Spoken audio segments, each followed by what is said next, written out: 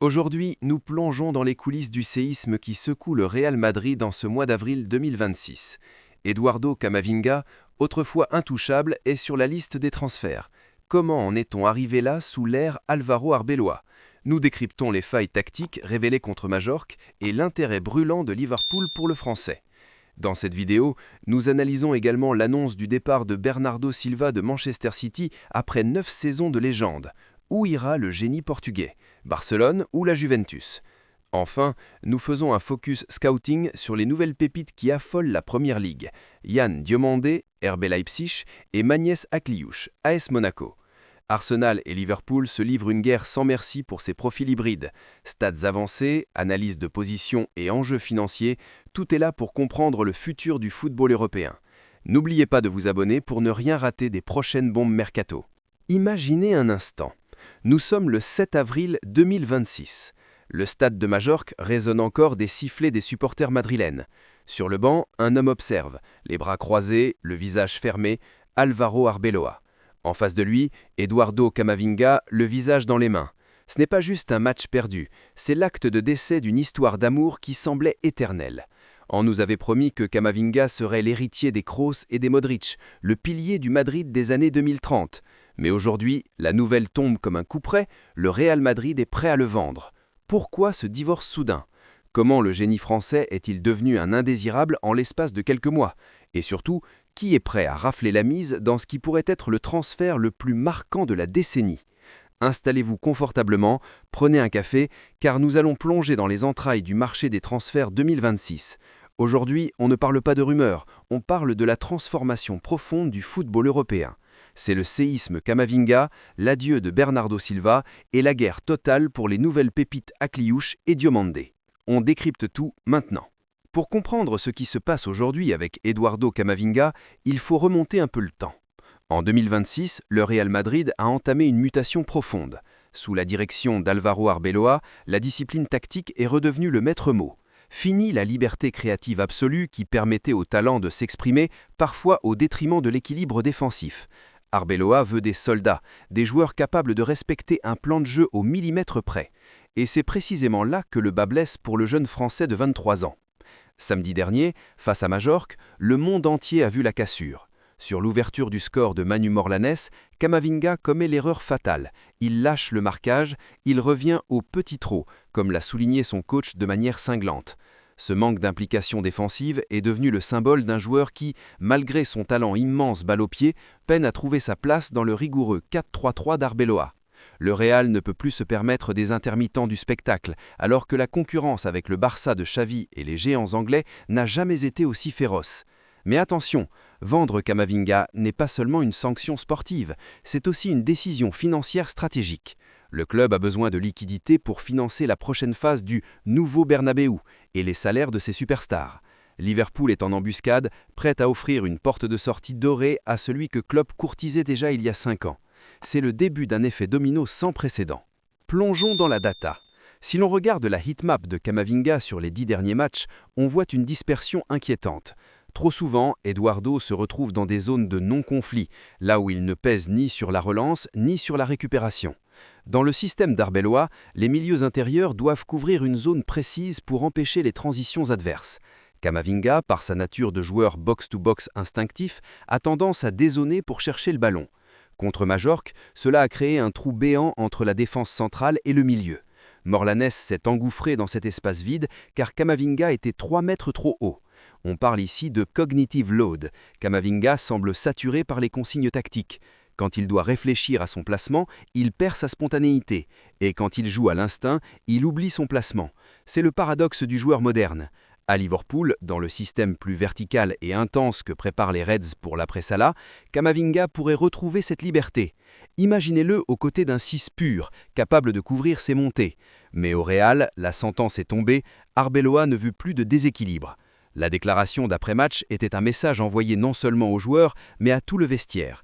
Personne n'est au-dessus de l'institution, même pas l'un des plus grands espoirs du football français. Cette rupture est le symptôme d'un football qui devient de plus en plus robotisé, où la moindre erreur de placement est punie par une mise à l'écart définitive. Pendant que Madrid brûle, Manchester pleure. Bernardo Silva, le génie discret, le couteau suisse de Pep Guardiola, a annoncé son départ. Après 9 saisons, 6 titres de Première Ligue, une Ligue des champions historique, c'est la fin d'une époque. À 31 ans, Bernardo cherche un dernier défi. Pep Lijnders, l'adjoint de City, l'a dit, toute bonne histoire a une fin. Mais pourquoi maintenant ? Parce que Bernardo sent que son corps commence à réclamer un rythme différent. La Première Ligue est un broyeur d'énergie. Le FC Barcelone, qui cherche désespérément un successeur intellectuel à son milieu de terrain, est en pole position. Xavi le veut gratuitement. C'est l'opportunité rêvée, récupérer un des meilleurs joueurs du monde sans payer d'indemnité. Mais attention à la Juventus. Les Italiens, en quête de rachat sur la scène européenne, voient en Bernardo le leader technique qu'il leur manque depuis le départ de Dybala. Silva n'est pas seulement un joueur, c'est un cerveau sur le terrain. Sa capacité à garder le ballon sous pression, son intelligence de jeu sans ballon, c'est une denrée rare. Sa perte pour City sera immensurable. Comment remplacer un joueur qui peut jouer ailier droit, numéro 8, numéro 10 et même faux 9 ? C'est le défi impossible de l'après-Guardiola, ou presque. Le marché des joueurs libres en 2026 devient le nouveau terrain de chasse des grands clubs, et Bernardo Silva est la proie la plus prestigieuse.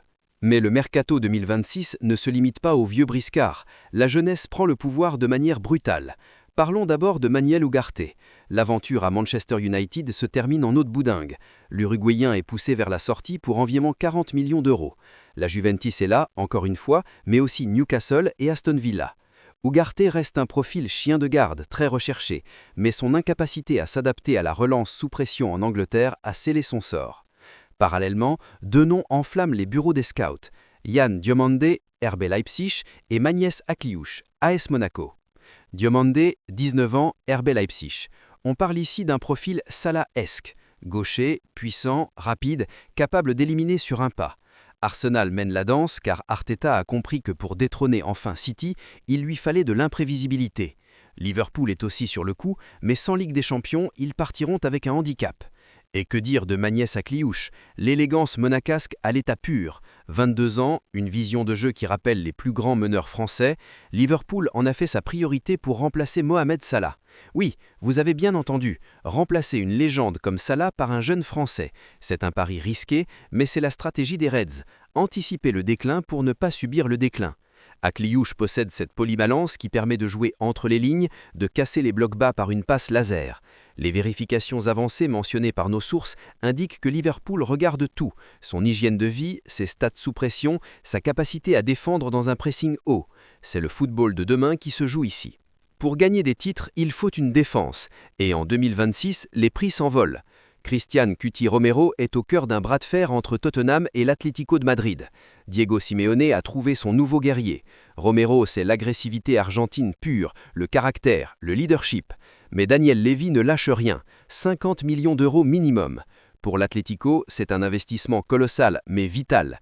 La défense des Colchoneros a vieilli, elle a besoin de ce sang neuf, de cette méchanceté saine.